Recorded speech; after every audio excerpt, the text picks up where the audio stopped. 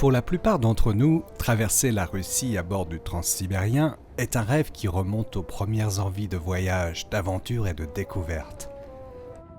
De la taïga sibérienne au désert de Gobi, du métro de Moscou aux ruelles de Pékin, le transsibérien vous invite à une croisière terrestre nourrie par l'histoire, des paysages et des peuples aux prises avec l'infini.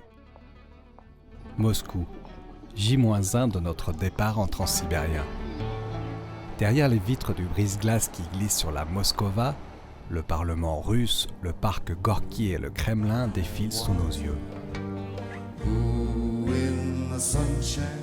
Tout comme la place rouge, qu'on ne se lasse pas de voir et revoir, en particulier lorsque les murs rouges du Kremlin tranchent avec le bleu du ciel. Le fascinant métro ensuite, construit à l'ère soviétique, comme les gratte-ciel et les sculptures emblématiques du réalisme socialiste.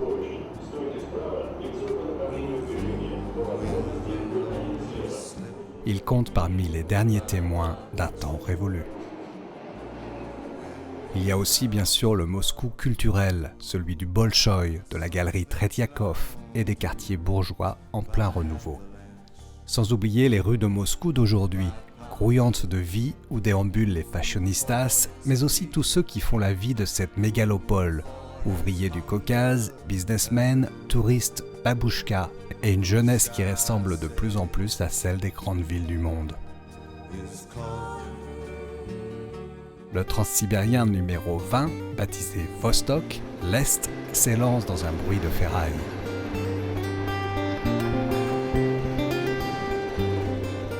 Je retrouve avec plaisir les sensations qu'on éprouvait dans les trains avant l'ère de la grande vitesse.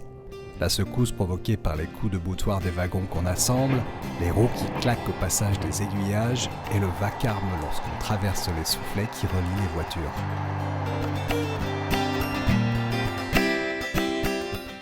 Dès les premiers kilomètres, le voyageur mesure l'importance d'un personnage incontournable dans le transsibérien, la provodnitsa. À la fois gardienne, intendante et femme de chambre chargée de tous les petits riens d'un voyage dans un train russe, ce personnage est bien connu de ceux qui ont pris le train dans ce pays.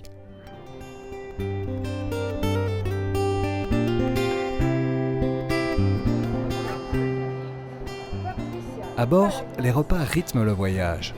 On peut les prendre dans le wagon-restaurant ou choisir, comme beaucoup de Russes, de s'approvisionner sur les quais. À chaque arrêt, des vendeurs ambulants proposent des mets plus ou moins locaux, du poisson, des beignets fourrés à la viande, qu'on déguste ensuite tranquillement dans son compartiment. Le temps, allié précieux et souvent rare du voyageur, coule doucement entre lecture et contemplation.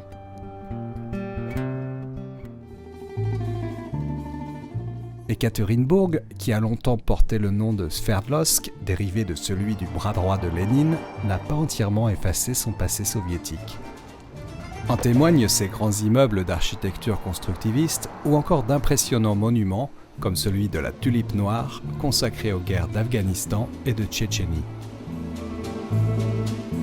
On y découvre aussi un étonnant quartier autrefois habité par les membres de la police politique. C'est aussi à Ekaterinbourg que le dernier tsar, Nicolas II, ainsi que toute la famille Romanov, furent assassinés par les bolcheviks en 1918. Une vaste cathédrale se tient désormais à l'emplacement de la maison Ipatev, où les Romanov vivaient en captivité jusqu'à leur exécution.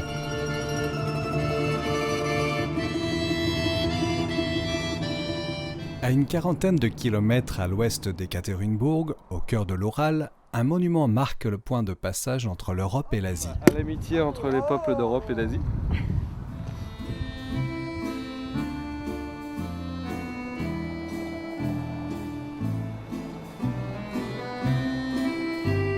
Contrairement à Moscou ou à Saint-Pétersbourg, Ekaterinbourg n'a pas les moyens de s'inventer une modernité tapageuse pour briller. Il s'en dégage un sentiment d'authenticité, de fierté et de mélancolie mêlée qui émeuvent le visiteur.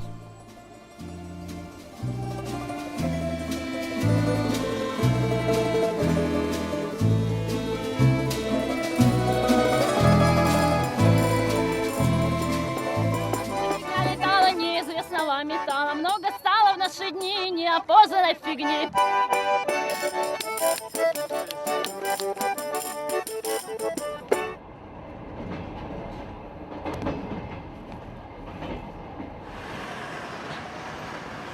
À bord du Transsibérien, la vodka coule à flot dans le wagon-restaurant.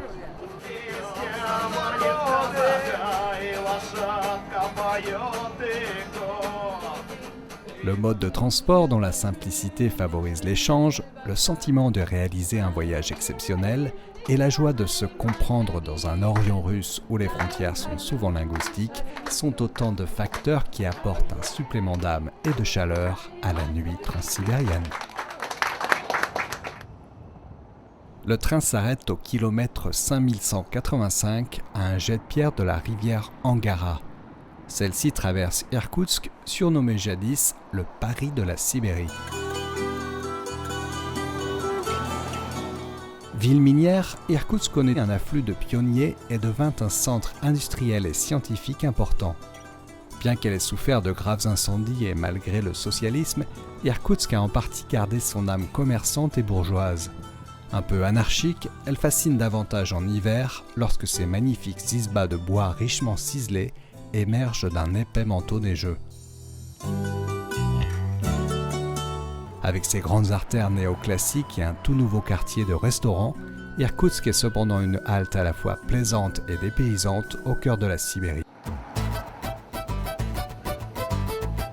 Irkoutsk est avant tout une base idéale pour découvrir la région du Baïkal et ses traditions. Le marché regorge d'ailleurs de produits associés au lac et ses environs.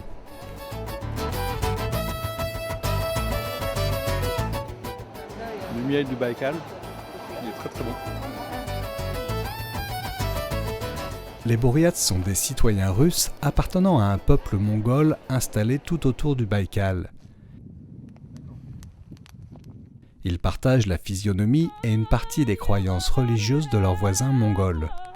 Bouddhistes ou chamanistes, ils sont près de 400 000 répartis entre la République de Bouriatie et le district autonome Bouriat. Leurs datsan, ces temples bouddhiques, sont repérables un peu partout dans le paysage. Fiers de leur langue et de leur culture, les Bouriats entretiennent aussi leurs traditions musicales ou encore sportives.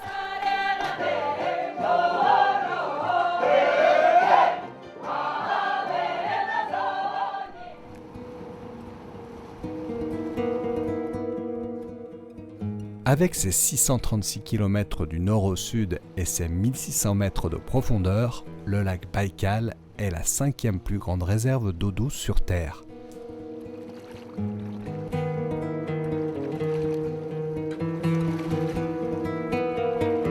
Son ancienneté et son isolement ont produit une des faunes d'eau douce les plus riches et originales de la planète. Elle présente une valeur exceptionnelle pour la science de l'évolution, ce qui vaut au Baïkal le surnom de Galapagos de la Russie. C'est de Listvianka, qui est à la fois un petit village et un lieu de villégiature, que partent la plupart des balades à pied et en bateau. L'hiver, le décor est tout autre, c'est en traîneau ou en voiture qu'on découvre le lac gelé.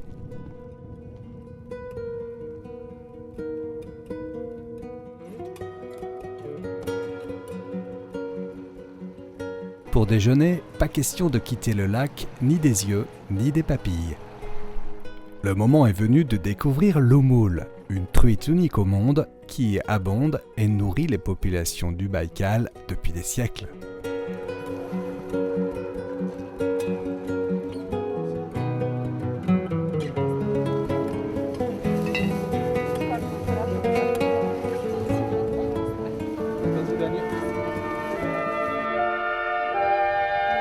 Здоровья. Байкал, Байкал, живая вода. Lorsqu'on navigue sur le lac Baïkal, on aperçoit l'ancienne voie ferrée du Transsibérien qui longe ses rives. Au début du XXe siècle, cette portion du Transsibérien avait Port Baïkal pour terminus. Cette liaison par bateau fut abandonnée lorsque des rails furent installés sur les rives du lac. Une ligne locale baptisée Circumbaïkal fut alors mise en service sur les anciens rails du Transsibérien. Mais des bateaux continuent cependant à sillonner le Baïkal pour la recherche océanographique, la pêche et bien sûr le plaisir. Ok.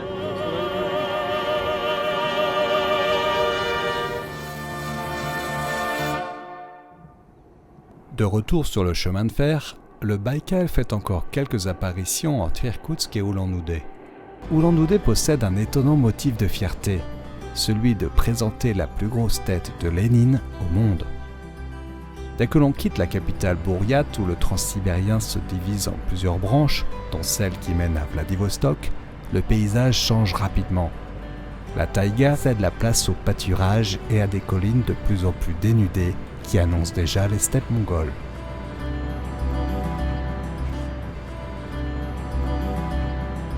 Les chevaux sauvages galopent le long des rails et notre transsibérien a déjà entamé sa mue.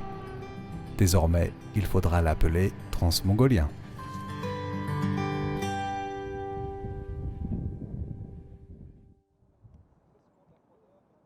Avec son urbanisme à la fois austère et galopant, Oulan-Bator ressemble aussi bien à une ville russe que chinoise.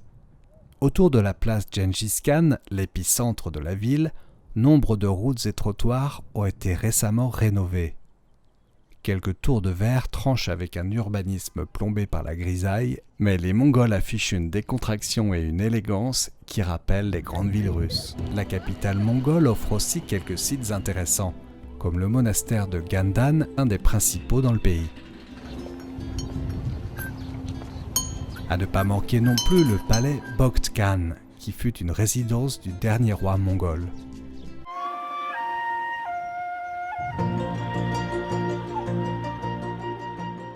C'est la magie d'un voyage en transsibérien.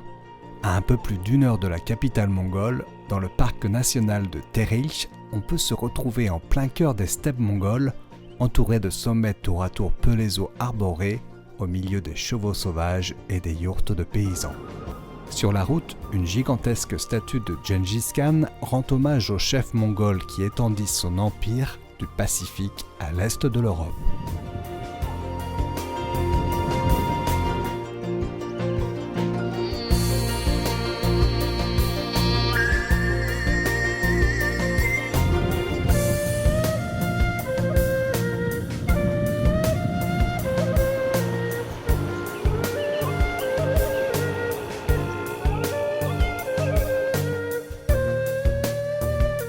En chemin, nous sommes invités par un paysan à entrer dans la yourte familiale.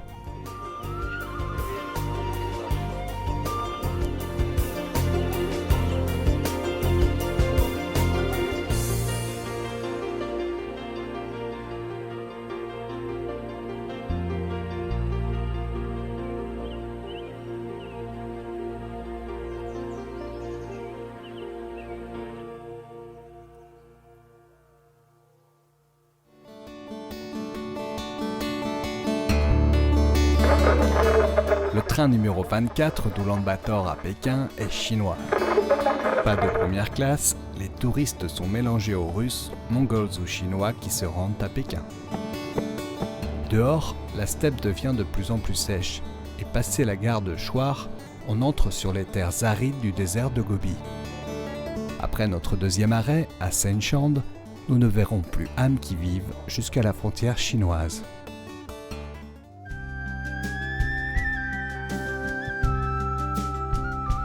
There are 9 million bicycles in Beijing. That's a fact. It's a thing we can't deny. Près de 30 ans après les événements de Tiananmen, la Chine dégage une atmosphère de plus en plus décontractée. Si la liberté de consommer, d'afficher son identité et ses rêves de progrès matériel est bien acquise, celle d'exprimer ses idées, notamment sur Internet, reste théorique. Mais Pékin progresse sur de nombreux plans. Les hutongs, ces quartiers de ruelles formant de charmants labyrinthes, sont désormais protégés et la gestion du flux des visiteurs s'est améliorée. C'est notamment le cas au sein de la très populaire cité interdite qui fait face à la place Tiananmen. Un des plaisirs du promeneur pékinois dans une ville par ailleurs ceinturée par une kyrielle de boulevards consiste à traverser d'immenses jardins arborés comme le parc qui jouxte le magnifique Temple du Ciel. Débordant de vie, ils en disent long sur les loisirs et la culture collective chinoise. On y chante, on y joue, on fait du sport dans une ambiance bon enfant très surprenante pour les Occidentaux.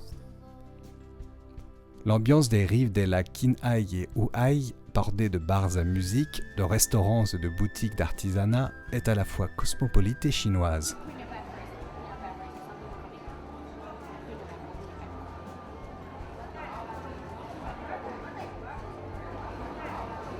Il me reste à goûter l'une des grandes spécialités pékinoises, le canard laqué.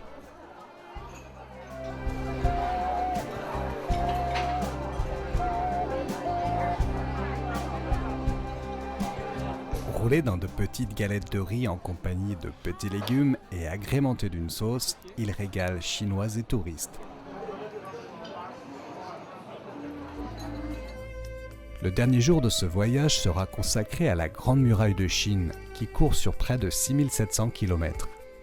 Le soleil s'obstine à illuminer les collines des environs de Pékin et la randonnée à flanc de muraille est un régal.